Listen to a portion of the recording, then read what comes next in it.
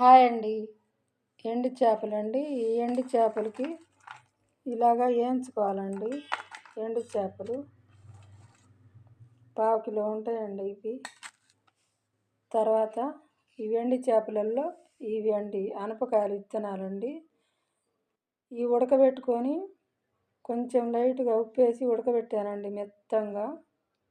వీటిల్లో ఇప్పుడు చూడండి ఏమేమి వేసుకున్నానో చూడండి. చింతపండు అండి కొంచెము, ఈ మోతాదులో వేసుకోవాలండి. సన్నగా తరిగిన ఉల్లిపాయలు, టమాటా ముక్కలు, పచ్చిమిర్చి అండి 3 చీలికలు చేసుకోవాలండి. ఇది అల్లం పేస్టు, కరివేపాకు, పచ్చి కరివేపాకు అండి, ధనియాలు, కొబ్బరి, చిన్నుల్లిపాయలు వేసుకొని దంచుకున్నానండి రోట్లో. కొబ్బరి అయితే వేయించుకోవాలండి, వేయించి దంచాలండి.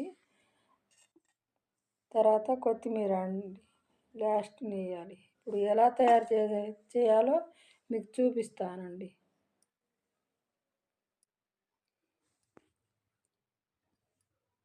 శుభ్రంగా కడుక్కున్నానండి.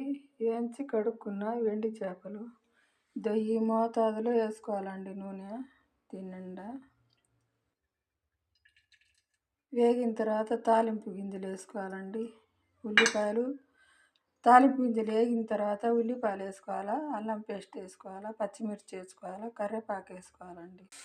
తాలింపు గింజలు వేసుకున్నానండి, బాగా వేగినాయండి. ఉల్లిపాయలు వేసుకున్నా, అల్లం పేస్ట్ వేసుకున్నా, పచ్చిమిర్చి వేస్తున్నానండి, పచ్చి కరివేపాకు అండి.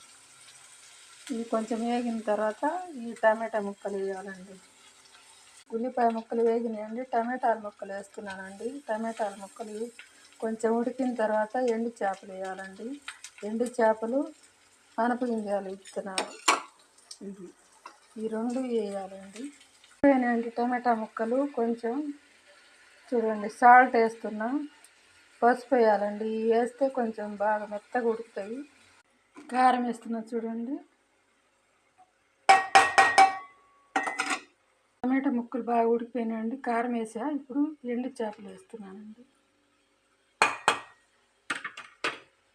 కొంచెం వేగిన తర్వాత చింతపండు పులుసు పోయాలండి. ఎండు చేపలు వేసా కదా, ఆనపకాయలు విత్తనాలు వేస్తున్నా. ఉడికిపోయిందండి. కొత్తిమీర వేస్తున్నా, ధనియాల పౌడర్ వేస్తే అయిపోయింది అన్నట్టండి. నా వీడియో కనుక మీకు నచ్చితే లైక్ చేయండి, షేర్ చేయండి, సబ్స్క్రైబ్ చేసుకోండి ప్లీజ్ అండి. షేర్ చేసుకోండి ప్లీజ్ అండి.